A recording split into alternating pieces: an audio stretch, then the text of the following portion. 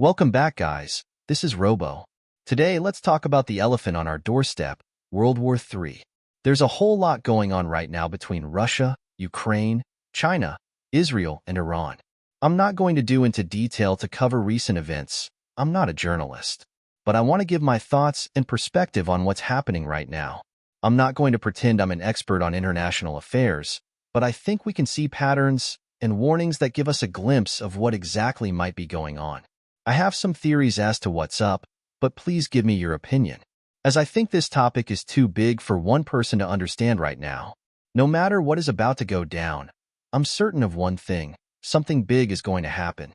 It may not affect the US militarily or immediately, but something big is coming. I'm positive. See, I believe we are already basically in World War III. There have been wars going on around the globe for a while. I think they appear to be independent to the outsider, but I'm convinced they are connected on an intentional and deeper level.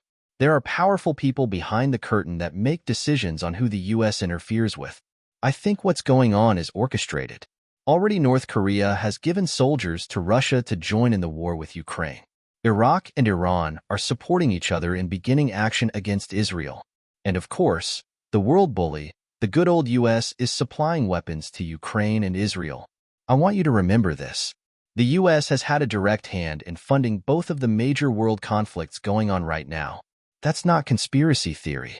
This is what's out in the open. We have a connection between both wars, and this convinces me that a world war is quickly approaching, if not already technically going on. The real wild card, I think, is China. China is obviously favoring siding with Russia and North Korea, but I think they are still a wild card because I'm not sure what exactly they are going to do. Something interesting to consider is the CUF. The disease that cannot be mentioned came from a Chinese lab that was testing what is essentially bioweapons. I'm convinced this was intentional to test if a bioweapon could be used on the US.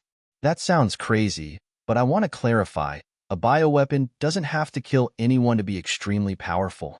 All it needs to do is incapacitate a population and shut the country down to have a massive impact. This is exactly what happened worldwide during 2020. Now the real kicker is what I'm about to say.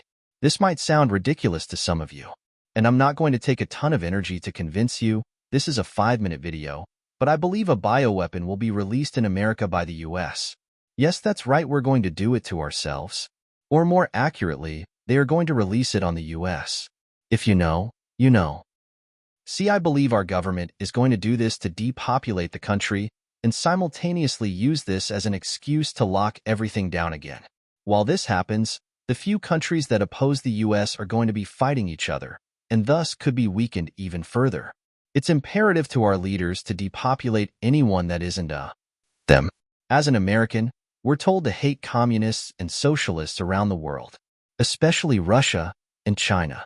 However, I believe the truth is these countries are more nuanced. Both of these countries are a threat to the capitalist US, and thus they need to be labeled as die-hard authoritarian evil communist countries to give us a reason to destroy them. Good old Red Scare type stuff. Now don't get me wrong, I'm no Soviet or Maoist apologist, but I think it's simply unfair to paint these countries as all bad. After all, if you think communist countries are bad and authoritarian, you should be willing to point out how bad and authoritarian America is too. In many ways, we are just as bad. We also house one of the most manipulative people groups in history, responsible for terrible evils around the world. That counts for something at least. Because of all this, I feel like I don't have a dog in the fight. See, America absolutely hates young men like me. They treat us like shit and want us dead after siphoning every last calorie of labor they can get out of us. This is to suppress any kind of uprising or independence American men could have. So I simply just don't give a fuck about this country. I kind of want Russia to win, not because they're the good guys, but simply because they might have a chance to push back on the US stranglehold on the world. I don't love Russia or China or communist countries, but I absolutely loathe the US leadership that has ruined my life and enslaves me. I hope this country gets what's just, and it may be soon. I don't want a nuclear badminton match, but things are so far gone that they need to get worse before they get better.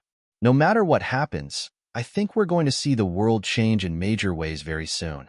I hope this presents the good and strong men of the world an opportunity to overcome and start something new. Let's hope. Thank you guys for watching. This has been Robo. I'm shutting down.